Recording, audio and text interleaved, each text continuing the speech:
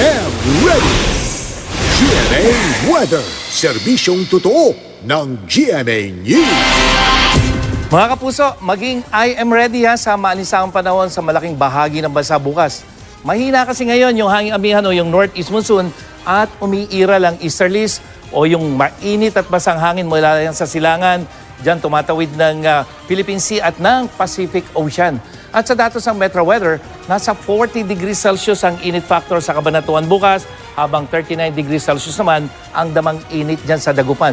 Sa Visayas, parehong nasa 37 degrees Celsius ang init factor dyan sa may Tagbilaran at Catbalogan. Habang sa Mindanao, papalo naman sa 40 degrees Celsius ang init factor dyan sa Cotabato at 39 degrees Celsius naman sa may Zamboanga. May mainang ulan din naman sa umaga dyan sa mga probinsya ng Catanduanes, dyan sa may Albay at Sorsogon, kasama na ang Eastern Visayas at dyan sa may Sulu at Caraga Region, dyan naman sa may Mindanao. Habang may hanggang katamtamang ulan sa may Southern Luzon at Panay Island, bukas po yan ng gabi.